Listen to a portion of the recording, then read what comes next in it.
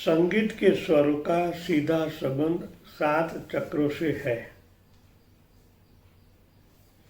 संगीत के 7 स्वर सा रे गा मा पा धा नी संगीत के आधार माने जाते हैं।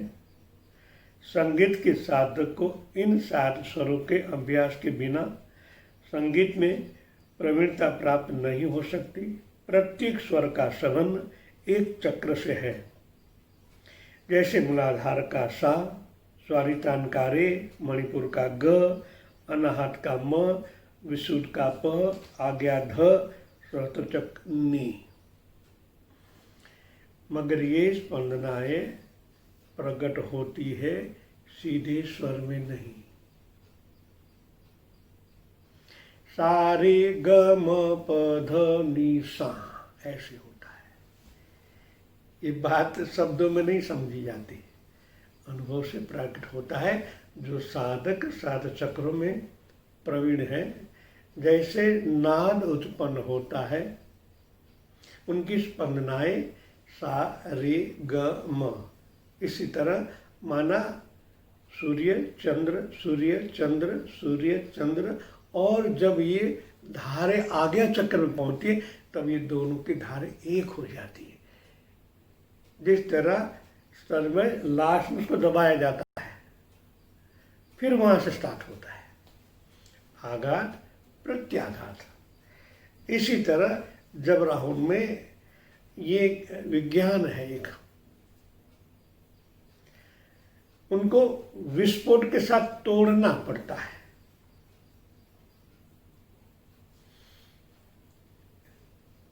आध्यात्मिक जगत में नाम अलग दिए, लम यम रम हम वम ओम ओम, ये मूल है। ये मूल विभाग सीधा ऊपर होता है। जब इनकी जो प्रत्याघात है वो मणिपुर चक्र से ज्यादा प्रभावित होती है और अनाहत उनसे भी ज्यादा होती है। 7 सुरों का मूल इंद्र स्थान उनको ही कहा गया है, मणिपुर, आज्ञा, अनाहत और आज्ञा। नाद ब्रह्म की बात यहाँ से होती है।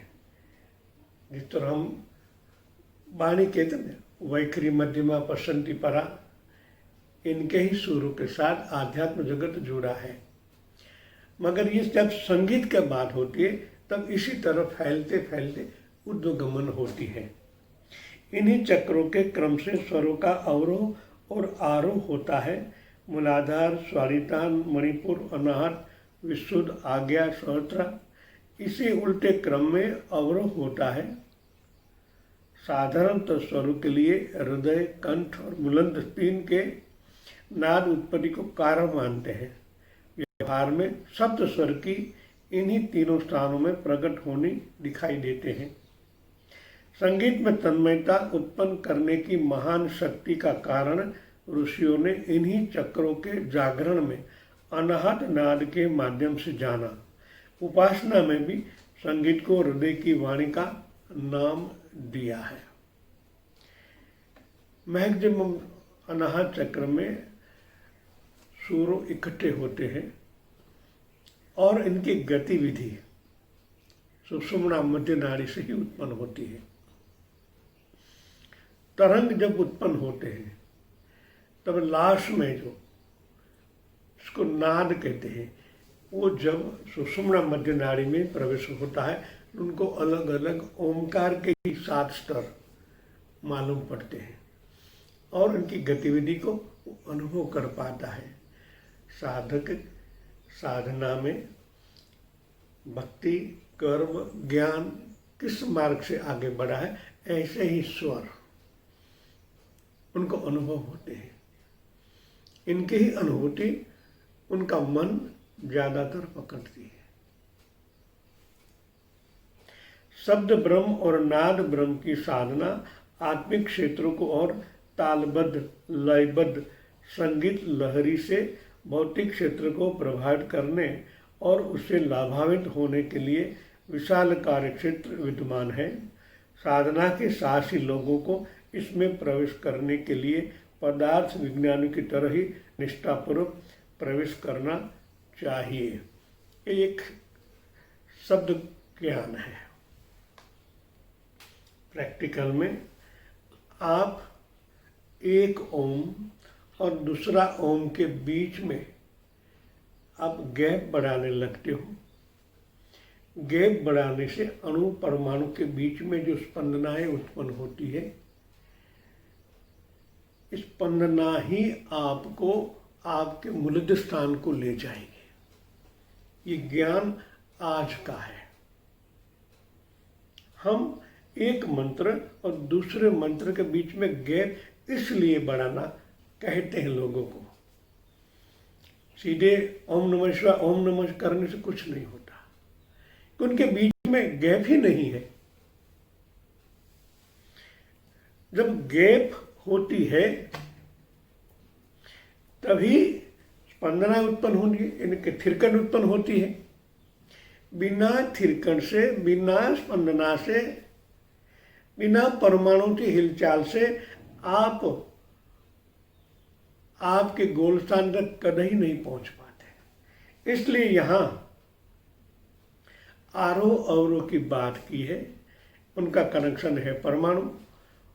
परमाणु के साथ जब आपका मन एक होता है, परमाणु की जो तरंग है धीरे धीरे गंतव्य को, अणु परमाणु न्यूट्रॉन मूल गंतव्य तक आपको ले जाते हैं। इसलिए संगीत में भी इनकी बात कही है। राग भाव, इनके बिना आप आगे नहीं बढ़ पाते।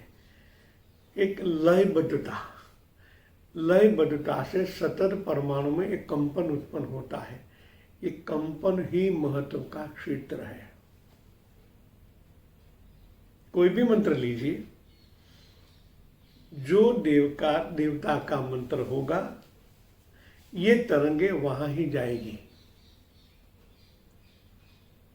और मन जब उनके साथ संलग्न होता है, इसी तरंग के ऊपर सवार होके जो तो देवता को आप कनेक्ट कर सकते हैं,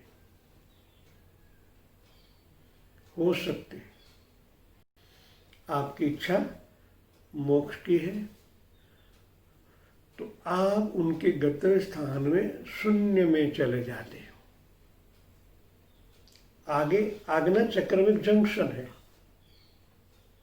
ये जंक्शन से आप मोक्ष परमात्मा को प्राप्त करना चाहते तो इनके ऊपर की गति शून्य की है। या मंत्र के आगे कोई देवता है तो यहां से फाटा अलग हो जाता है। उसी देवता की ओर स्पंदन गति करते हैं और मन उसी गति के द्वारा उसी देवता को प्राप्त हो जाता है। ये आपका संकल्प के ऊपर है, आपने कौन सा मंत्र चुना है। ओम, अकेले ओमकार से आप शून्य में चले जाओगे। श्री कृष्णम शरणम मम, आपने नाम कृष्ण का लिया तो ये तरंग वहां से अलग हो जाती है। दैवी जगत, कारण जगत के साथ आप जुड़ जाते हो और देवी देवता के साथ आप संपर्क में आते हो। उसी देवी देवता का आप अनुभव भी कर पाते हो और आपको शांति मिल जाती है। हाँ, मेरा जो गोल था पूर्ण हो गया। कहने का तात्पर्य ये है कि यही स्पंदना के द्वारा ही आप आगे बढ़ पाओगे। इसलिए आपकी साधना में ये सुधार करना है। आज तक आप शब्दों को पकड़े हुए हैं, ये हमारी थोड़ी मिस्टेक है। भाव भक्ति मार्ग में भाव का उल्लेख इसलिए किया गया है कि जब आप शब्द को छोड़ते छोड़ते भाव में एकाकार बन जाते हो, तब ये गति वहां आपको ले जाएगी। भाव से भी सर्व उत्पन्न होते हैं। आपके हृदय के भाव जब शब्द को छोड़ के अकेले भाव में एकल हो जाते हो, तब ये गति वहां तक पहुंच जाती है और आपका अनुभव भी हो जाता है। शब्द माध्यम है, इनके द्वारा जो स्पंदना उत्पन्न होती है, इनके अंदर ही ज्ञान है, इनके अंदर ही सूक्ष्म जगत है। आप जो भी कहें, कारण कहो, महाकारण कहो, सब ये गैप में अंदर, इस गैप के अंदर ही है।